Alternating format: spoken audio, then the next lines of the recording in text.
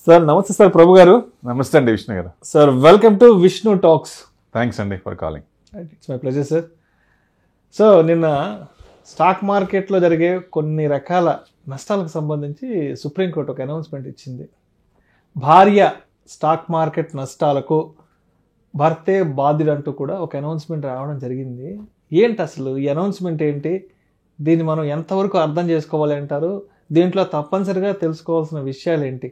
భార్య వల్ల కలిగే స్టాక్ మార్కెట్ నష్టాలకు భర్త ఏ విధంగా రెస్పాన్సిబిలిటీ తీసుకోవాలి దాని గురించి. నెట్టింగ్ ఇదివరకు నెట్టింగ్ ఉండేదండి. Group of accounts, A family ఉన్నప్పుడు గ్రూప్ ఆఫ్ అకౌంట్స్ ఉంటాయి. 2000 కంటే ముందు ఏమంటే నెట్టింగ్ జరిగేది. అంటే ఒక అకౌంట్లో క్రెడిట్ ఉన్నా, ఒక అకౌంట్లో డెబిట్ ఉన్నా బ్యాలెన్సింగ్ చేసి దాన్ని మళ్ళీ తీసుకునేవాళ్ళు కాదు. టోటల్గా ఈ క్లయింట్ నుంచి ఎంత కావాలి, ఎంత తీసుకోవాలి, ఎంత చెక్ ఇవ్వాలి అనేదే ముఖ్యం. ఎప్పుడైతే ఇది నెట్టింగ్ కాకుండా మన మీ అకౌంట్ నుంచి మీ చెక్కే రావాలి. ఇదివరకు మీ అకౌంట్కి నేను కూడా చెక్ ఇచ్చా, యాక్సెప్ట్ చేశారు.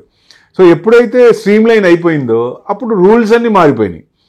సో ఇప్పుడు ఏసీ చోక్సీ అనే అతను ఒక wife and husband account open చేసిన తర్వాత బిఫోర్ 2000 నెట్టింగ్ చేసుకొని, అంటే ఈ అకౌంట్లో క్రెడిట్ ఉంది, ఆ అకౌంట్లో డెబిట్ ఉంది, బ్యాలెన్సింగ్ అన్నట్టుగా ఇంకా ఇవ్వక్కర్లేదు అనుకుంటే కొన్నాళ్ళు ఆగితే 2001 నుంచి మార్కెట్ పడింది. అక్కడ పడినప్పుడు ఇక్కడ ఈ సెకండ్ భర్త అకౌంట్ కంటే భార్య అకౌంట్కి డెట్ ఎక్కువైపోయింది, పే చేయాల్సి వచ్చింది.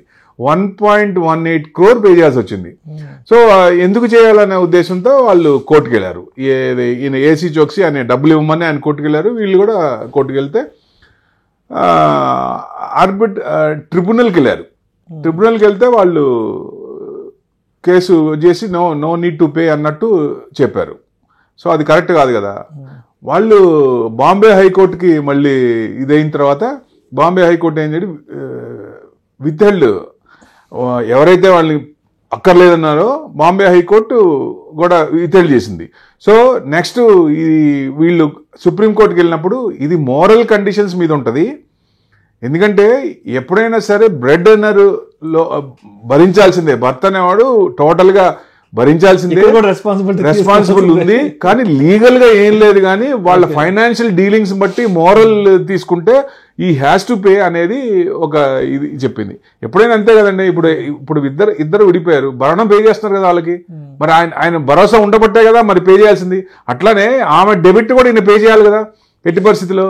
సో చేయకపోతే ఏముంది, ఆ డెట్ పెరుగుతూనే ఉంటుంది. ఇప్పుడు ఎవరైతే చేయించుకున్నారో వాళ్ళు కూడా ఎక్స్చేంజ్ కట్టాలి, మరి అక్కడి నుంచి కట్టాలి, అంత డిఫరెన్స్.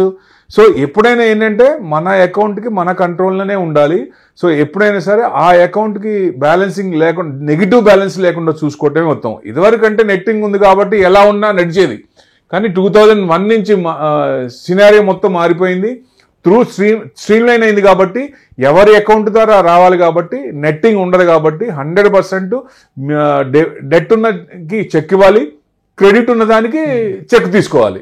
ఇట్లా స్ట్రీమ్ లైన్ అయింది కాబట్టి దీనివల్ల ఇదైంది. సో డెఫినెట్గా రెస్పాన్సిబుల్ భర్తదే అవుతుందండి.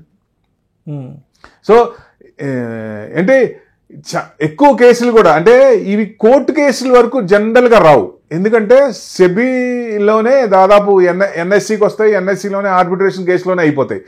ఎందుకంటే చిన్న పెట్టి కేసులు ఉంటాయి. సపోజ్ 50,000, 60,000, 1,00,000, 2,00,000 అనుకోండి. ఇప్పుడు కోర్టుకి వెళ్ళారంటే కోర్టు ఫీజులు అయిపోతాయి కదా, లాయర్ ఫీజులే అయిపోతాయి. సో డెఫినెట్గా కింద లెవెల్లోనే ఆర్బిట్రేషన్ దాంట్లోనే మ్యాక్స్ టు మ్యాక్స్ అయిపోతాయి. సో వీళ్ళు ట్రిబ్యునల్కి వెళ్ళినప్పుడు ఆపేశారు కాబట్టి వాళ్ళు నెక్స్ట్ కోర్టుకి వెళ్ళారు. అది కూడా అమౌంట్ పెద్దది. 2001లో ₹1,00,000 అంటే చాలా పెద్ద అమౌంట్ కదా. సో మా చిన్న అమౌంట్ ఏం కాదు కదా. అది ₹1,00,000 ఇప్పుడు ఎంత అమౌంట్ అయి ఉండాలా, ఎంత వాల్యూ అయి ఉండాలా. సో డెఫినెట్గా ఇట్లాంటివి ఉండకుండా ఉండాలంటే మన అకౌంట్ క్లియర్గా ఉంటేనే బెస్ట్.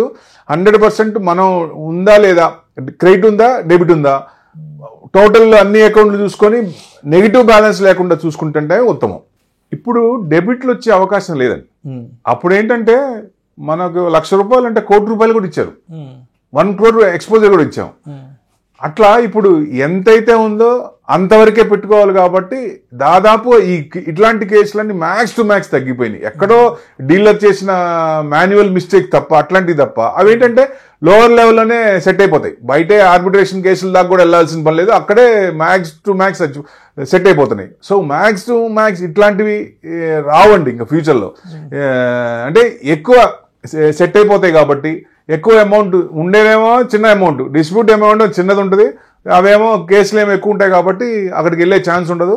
డెఫినెట్గా ఎక్స్పోజర్ కూడా మనకి ఎంత డబ్బులు ఉన్నాయో అంతవరకే ఇస్తోంది సెబీ, అంతకు మించి పర్మిషన్ ఇవ్వట్లేదు. సో డెఫినెట్గా డెట్లు పడే ఛాన్సులు ఉండవు. ఇప్పుడు అందరూ సేఫ్ ఒక రకంగా. ఇది క్లయింట్ ఓరియంటెడ్, క్లయింట్ సేఫ్టీ కోసమే సెబీ తీసుకున్న కొత్త న్యూ రూల్స్ అండి ఇవి. Right. Thank you sir, thank you so much Rao గారు.